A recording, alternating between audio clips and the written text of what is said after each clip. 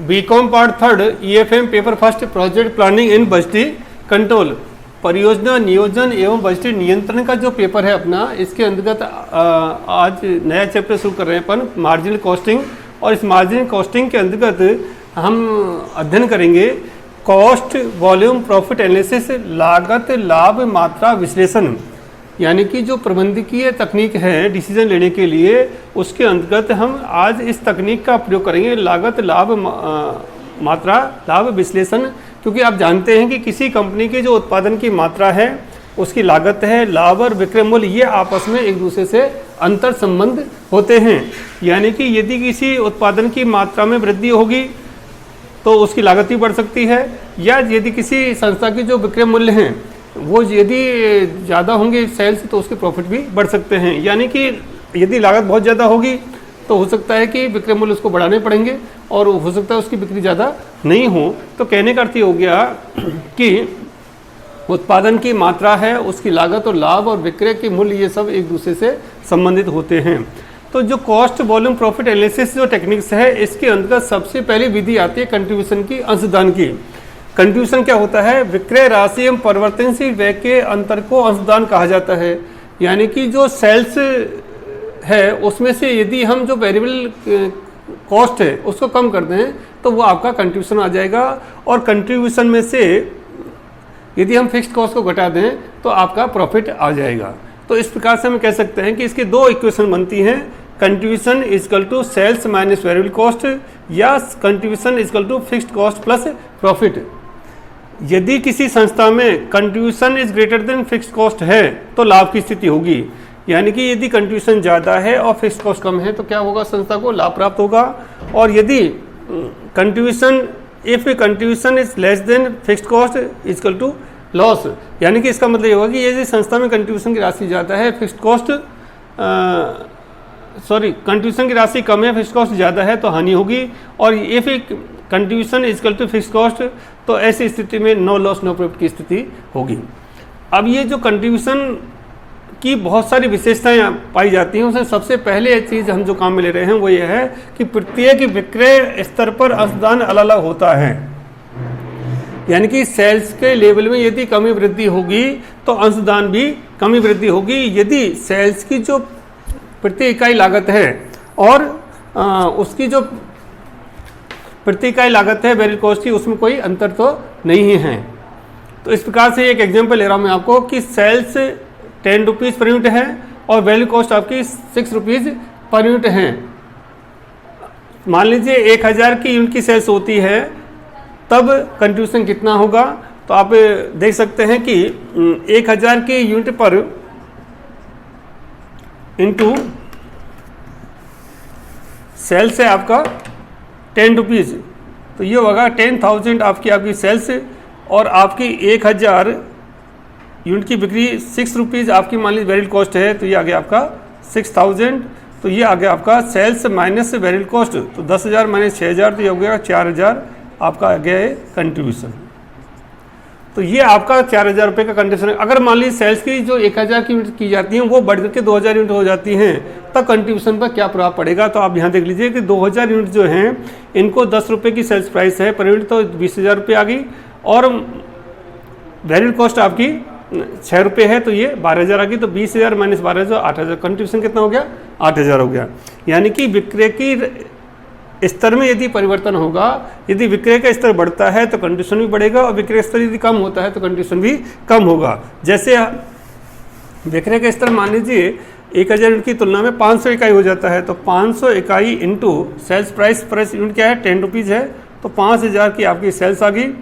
500 into 6 rupees, ये 3,000 की आपकी वेरिएबल कॉस्ट आ गई, तो ये माइनस हो गई, तो ये आ गया 2,000 आपका ये क्या गया? कंट्रीब्यूशन। यानी कि बिक्री की मात्रा यदि कम हो जाती है तो कंट्रीब्यूशन भी आपका कम होगा, बिक्री की मात्रा बढ़ती है तो कंट्रीब्यूशन भी बढ़ेगा। जबकि विक्रय का मूल्य, प्रति इकाई जो विक्रय का मूल्य है और प्रति इकाई जो लागत वेरिएबल कॉस्ट है उसमें कोई अंतर नहीं आता है। तो ये पहली विशेषता कि अंशदान बिक्री का जो स्तर है कम, यदि बिक्री के स्तर में कमी वृद्धि होती है तो अंशदान में भी कमी वृद्धि होगी।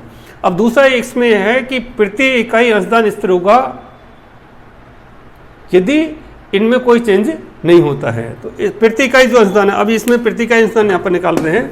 देखिए आप यहाँ पर अंशदान आया 1000 यूनिट पर 4000 का, तो 4000 बटे 1000 यूनिट, तो ये आ गया आपका 4 रुपये प्रति इकाई। यहाँ पर आपके 2000 यूनिट पर अंशदान तो 8000, तो 8000 बटे 2000, ये भी आपका 4 रुपये प्रति इकाई अंशदान। वहाँ जो 500 यूनिट थी तो 500 यूनिट पर अंशदान आया था अपना 2000 रुपये, तो 2000 बटे 500, ये भी आपका 4 रुपये। यानी कि प्रति इकाई अंशदान इस तरह रहेगा कब, जब आपकी प्रति इकाई विक्रय मूल्य और प्रति इकाई परिवर्तनीय लागत के मूल्य में कोई अंतर नहीं होता है, तो अंशदान की जो प्रति इकाई है वो बराबर होगी, उसमें कोई चेंज नहीं होगा, वो स्थिर होगा। तीसरी विशेषता है अंशदान में होने वाले परिवर्तन का प्रभाव लाभों पर भी पड़ता है। यानी कि यदि अंशदान में कोई परिवर्तन होता है, अंशदान कम होता है, ज़्यादा होता है, तो उसका प्रभाव लाभों पर भी पड़ेगा। जैसे यहाँ पर हम एक एग्जाम्पल ले रहे हैं। सपोज करिए कि सेल से 25 रुपये प्रति यूनिट है और वेरिएबल कॉस्ट आपकी 15 रुपये प्रति यूनिट है और फिक्स कॉस्ट आपकी 50,000 की है। यदि सेल्स आप 10,000 इकाई का करते हैं, 10,000 इकाई 10,000 यूनिट का करते हैं, तो सेल्स कितनी होती है 10,000 इंटू 25 इक्वल टू 2,50,000 की आपकी सेल्स आ गई। अगर मान लीजिए आपकी जो वेरिएबल कॉस्ट है वो कितनी रखी है 15, तो 10,000 इंटू 15 माइनस कितनी हो गई 1,50,000। तो आप इस सेल्स में से वेरिएबल कॉस्ट कम कर देंगे तो ये आ गया आपके 1,00,000 रुपये की कंट्रीब्यूशन आ गया। अब फिक्स कॉस्ट देखिए 50,000, तो माइनस फिक्स कॉस्ट कर दीजिए 50,000, ये आ गया 50,000 आपका प्रॉफिट, और ये आपकी फिक्स कॉस्ट है। अगर मान लीजिए बिक्री 10,000 से बढ़कर 20,000 इकाई हो जाती है, तो 20,000 पर क्या स्थिति बनेगी, देखिए अब 20,000 इंटू 25, तो ये आ गया आपका 5 लाख,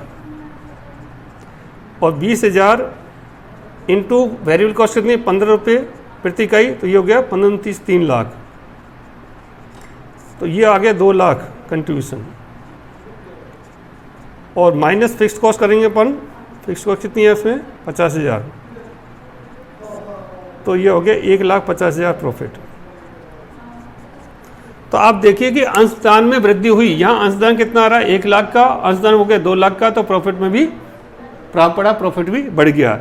यहाँ प्रॉफिट आया था 50,000, यहाँ हो गया 1.5 लाख, तो प्रॉफिट कितना बढ़ गया 1 लाख। तो कि जितने अंशदान में वृद्धि हुई है उतना ही प्रॉफिट आपका बढ़ेगा, जब स्थायी लागत आपकी बराबर है, उसमें कोई चेंज नहीं हो रहा है, और विक्रय का जो प्रति इकाई मूल्य है और परिवर्तनीय लागत का जो प्रति इकाई लागत है वो यदि समान रहती हैं, तो अंशदान में परिवर्तन होने पर क्या होगा, उसके लाभों में भी परिवर्तन होगा। यदि ये इकाई कम होती हैं, सपोज करिए 10,000 इकाई के बजाय हम 5,000 इकाई का ही बिक्री करते हैं, तब क्या स्थिति बनेगी, तो 5,000 इंटू 25, 25 125, 1,25,000 की आपकी सेल्स हो गई। अब इसमें से वेरिएबल कॉस्ट कितनी होगी 5,000 इकाई इंटू 15 रुपये हैं, तो माइनस 15×5 75, ये आपकी आ गई 50,000। कंट्रीब्यूशन आ गया आपका 50,000। अब आपकी फिक्स कॉस्ट कितनी है 50,000 फिक्स कॉस्ट है, फिक्स कॉस्ट कितनी है 50,000, तो माइनस 50,000, तो ये आ गया 0 नील, प्रॉफिट आपका नील आ गया। यानी कि अंशदान में कमी हुई तो प्रॉफिट भी आपका कम हो गया। तो इस प्रकार से अंशदान में यदि कमी वृद्धि होती है तो प्रॉफिट में भी कमी वृद्धि होगी। अब एक चीज़ और यहाँ पर हम बताते हैं आपको कि एक डिजायर प्रॉफिट करने के लिए कंपनी को कितनी इकाइयों का विक्रय करना चाहिए। यदि उसका विक्रय मूल्य, प्रति इकाई विक्रय मूल्य और प्रति इकाई वेरिएबल कॉस्ट यदि उसकी में कोई चेंज नहीं आता है, तो सपोज करिए इसी एग्जांपल हम लें कि यदि कंपनी मान लीजिए 2 लाख रुपए का प्रॉफिट कमाना चाहती है, डिजायर प्रॉफिट उसका 2 लाख रुपए का है, तब उसको कितनी इकाई बिक्री करनी चाहिए जिससे कि उसको 2 लाख रुपए का प्रॉफिट प्राप्त हो जाए। यदि विक्रय मूल्य 25 रुपये प्रति इकाई है और वेरिएबल कॉस्ट आपकी 15 रुपये प्रति इकाई है और फिक्स्ड कॉस्ट आपकी 50,000 रुपये है, तो देखिए आप कि 2 लाख रुपए का हम प्रॉफिट अर्न करना चाहते हैं, तो इस वाले इक्वेशन से देखिए आप कि फिक्स्ड कॉस्ट कितनी है आपकी 50,000 प्लस डिजायर्ड प्रॉफिट कितना है 2 लाख, तो कंट्रीब्यूशन कितना हो गया 2,50,000 रुपये। ये हो गया आपका कंट्रीब्यूशन। अब ये कंट्रीब्यूशन जो 2,50,000 रुपये का है, इसमें आपका जो कंट्रीब्यूशन प्रति इकाई है, कंट्रीब्यूशन प्रति इकाई क्या हो जाएगा कि सेल्स से आपकी 25 रुपये प्रति इकाई माइनस वेरिएबल कॉस्ट आपकी 15 रुपये प्रति इकाई, तो कंट्रीब्यूशन 10 रुपीज़ पर यूनिट आपका कंट्रीब्यूशन हो गया। तो यहाँ पर टोटल कंट्रीब्यूशन कितना है 2,50,000 का, इसमें 10 रुपीज़ पर यूनिट से हम भाग दें तो यूनिट आ जाएंगे आपकी ये, तो 25,000 यूनिट्स की यदि हम बिक्री करेंगे तब कंपनी को 2 लाख का प्रॉफिट होगा। ठीक है, इसको आप 25,000 की जो यूनिट्स की बिक्री करेंगे तो आप इसको क्रॉस टैली यदि आपको करना तो कर सकते हैं कि 25,000 यूनिट की हम बिक्री करते हैं सपोज करिए, तब आपको 2 लाख का प्रॉफिट होगा। कैसे होगा आप देखिए, 25,000 यूनिट की बिक्री करते हैं तो बिक्री मूल्य कितना है 25 रुपये प्रति यूनिट, तो 25 से गुना कर दीजिए तो टोटल सेल्स प्राइस के 25 6,25,000 की सेल्स आ गई, माइनस वेरिएबल कॉस्ट कितनी होगी 15 रुपये प्रति इकाई है, तो 2500 इंटू 15 ये हो गया 1,25,000, सॉरी 15 5 75 7 15 30 37 3,75,000 आपका वेरिएबल कॉस्ट आ गई। तो इसको यदि हम माइनस कर दें तो कितना आ जाएगा आपका 0,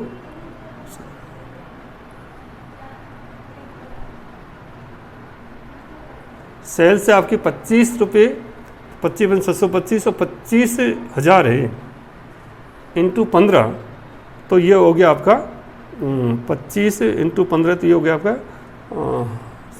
0 7 बार 4, तो 2,50,000 का आपका हो गया कंट्रीब्यूशन आ गया। इस कंट्रीब्यूशन में से हम फिक्स्ड कॉस्ट को माइनस करें, माइनस फिक्स्ड कॉस्ट कितनी इसमें 50,000, तो ये आ गया आपकी 2 लाख रुपए का प्रॉफिट। ठीक है, 2 लाख का प्रॉफिट आ गया। 2 लाख का प्रॉफिट कमाने के लिए आपको कितनी बिक्री करनी पड़ेगी 25,000 इकाइयों की। 25,000 की बिक्री करने की तो आप ऐसे भी इसको क्रॉस टैली कर सकते हैं। तो इस प्रकार से इस कंट्रीब्यूशन के माध्यम से आप बहुत सारे डिसीजन ले सकते हैं कि उस कंपनी के अंतर्गत जो विक्रय की राशि है उसमें से यदि हम परिवर्तनशील व्यय को घटाते हैं तो कंट्रीब्यूशन प्राप्त हो जाता है, और उस कंट्रीब्यूशन में से यदि हम स्थायी खर्चों को घटा देते हैं तो कंपनी को लाभ प्राप्त होगा। और यदि कंपनी के पास में जितना कंट्रीब्यूशन है उतने ही स्थायी खर्चे हो रहे हैं तो फिर कंपनी को कोई लॉस नो प्रॉफिट की स्थिति आएगी। और ये स्थिति हम पढ़ेंगे बाद में ब्रेक इवन पॉइंट एनालिसिस के अंदर बीपी के अंतर्गत, जो नेक्स्ट वीडियोज़ के अंदर हम इसको डिस्कस करेंगे।